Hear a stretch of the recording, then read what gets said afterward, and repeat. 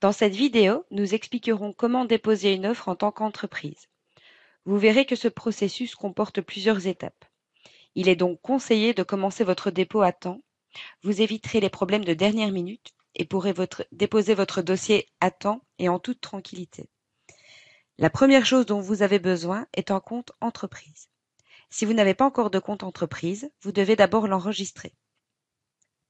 Après avoir enregistré votre entreprise et vous être connecté, vous accéderez à la page d'accueil suivante. Vous verrez plusieurs boutons sur le côté pour naviguer dans les différentes fonctionnalités de la plateforme. En haut de la page, vous verrez également des boutons pour naviguer. Ce que vous devez faire en premier dépend du type de dossier pour lequel vous souhaitez soumettre. Si vous souhaitez soumettre un dossier pour lequel vous avez été invité, vous devez accéder à celui-ci via le lien figurant dans l'invitation. Si vous souhaitez introduire un dossier public, vous devez d'abord rechercher ce dossier dans le BDA, en haut de la page. Nous irons donc d'abord dans le BDA. Une fois dans le BDA, vous trouverez tous les marchés publics auxquels vous pouvez vous inscrire en tant qu'entreprise. Vous pouvez rechercher le dossier en utilisant les différents filtres de recherche. Par exemple, vous pouvez effectuer une recherche par code CPV, par code NUTS, date limite de soumission, par mots-clés ou par d'autres critères. Pour cette démonstration, nous connaissons le numéro de référence et le titre du marché, et nous savons qu'ils contiennent tous les deux le mot « formation ». Dans ce cas, nous pouvons simplement taper « formation » dans le champ de recherche en haut de la page jusqu'à ce que nous obtenions le bon résultat. Toutefois, il est possible que nous ne connaissions pas le titre ou le numéro de référence. Nous pouvons alors également rechercher notre marché à l'aide du filtre de recherche code CPV. Je tape « formation » dans le champ de recherche et je cherche dans la liste jusqu'à ce que je trouve un code CPV qui corresponde au marché. Ensuite, je le sélectionne et je clique sur « Sélectionner » en bas de la fenêtre.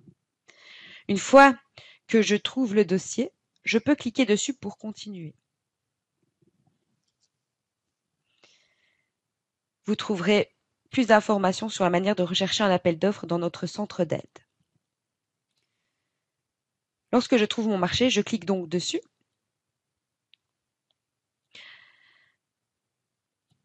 Vous trouverez tous les détails du marché public. Avant de télécharger votre offre, vous devez d'abord confirmer votre participation. Bon à savoir, après avoir confirmé votre participation, vous pouvez toujours le retrouver via la section « Mes dossiers » dans le menu de gauche. Cliquez donc sur « Confirmer ma participation ». Un pop-up apparaît alors. Cliquez à nouveau sur « Confirmer ». Nous arrivons immédiatement dans l'espace de soumission. Celui-ci est divisé en différentes sections.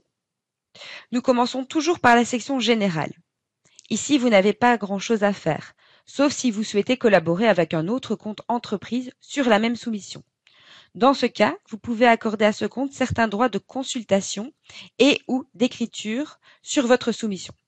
Pour ce faire, rendez-vous en bas de la page sur la rubrique « Gérer les droits d'accès ». Cliquez sur les trois boutons qui se trouvent à votre droite. Montrez le lien et le mot de passe. Vous pouvez alors ici générer un lien ainsi qu'un mot de passe correspondant. Vous pouvez l'envoyer par exemple par email ou à l'autre compte entreprise avec lequel vous souhaitez collaborer. Pour cet exercice, je ne le ferai pas. Je vais donc cliquer sur Annuler. Toutefois, si vous souhaitez en savoir plus sur les droits d'accès, vous trouverez plus d'informations dans notre centre d'aide. À l'étape suivante, Identification, vous allez pouvoir saisir vos coordonnées. Celles-ci sont normalement remplies automatiquement en fonction de votre compte, mais vous pouvez toujours les modifier si nécessaire. Je peux donc passer à l'étape suivante, lot. Je dois indiquer pour les lots auxquels je souhaite soumissionner. S'il n'y a qu'un seul lot dans l'espace de soumission, il est indiqué automatiquement. Pour ce marché, l'acheteur a également indiqué qu'un prix devait être spécifié pour chaque lot. Je clique sur le stylo. J'indique le prix ainsi que la TVA. Je clique ensuite sur Sauvegarder. Faites-le pour chaque lot pour lequel vous participez le cas échéant. Une fois que j'ai saisi mon lot et mon prix, je peux maintenant passer à l'étape suivante. Document.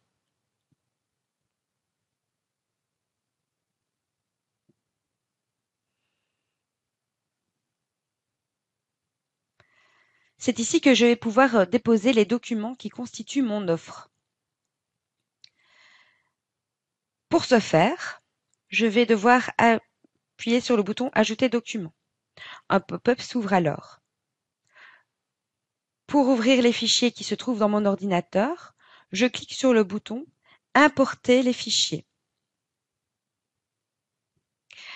Je peux choisir les documents de mon ordinateur. Je cherche ceci. Une fois que je l'ai trouvé, je clique sur le bouton « Ouvrir ». Ici, je retrouve le document que j'ai importé. Je peux changer la langue, mais aussi saisir un autre titre le cas échéant. Si j'ai oublié d'importer un autre document, je reclique sur « Importer les fichiers » et je peux sélectionner un autre document. Lorsque j'ai placé tous mes documents, je clique sur « Sauvegarder » afin de lancer le processus de téléchargement. Je peux maintenant voir les documents dans la vue d'ensemble. Il est possible que je veuille supprimer un document. Pour ce faire, je le coche. Un bouton apparaît. Supprimer les documents sélectionnés. Un pop-up apparaît. Pour confirmer la suppression, je clique sur « Supprimer ». Maintenant que j'ai téléchargé tous les documents, je suis prête à finaliser ma soumission. Veuillez noter qu'une fois que j'ai finalisé ma soumission, elle entre dans le statut « En attente d'envoi ». Je pourrais encore apporter une modification après cela, mais je devrais remettre ma candidature en préparation. Je clique sur « Confirmer ». Le statut est donc en attente d'envoi.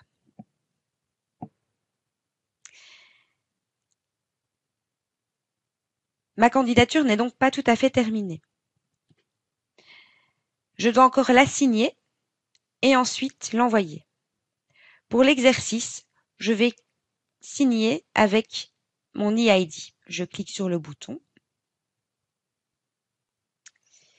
Une fenêtre pop-up apparaît, me permet d'accéder au rapport de soumission sur la gauche. Pour le signer avec l'e-ID, j'ai besoin du logiciel et de l'extension BeID Connect.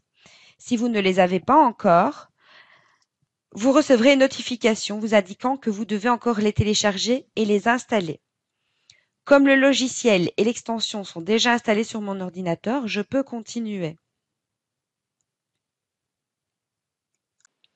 Je clique sur le bouton bleu et passe à l'étape suivante où je peux saisir le code PIN de mon e-ID.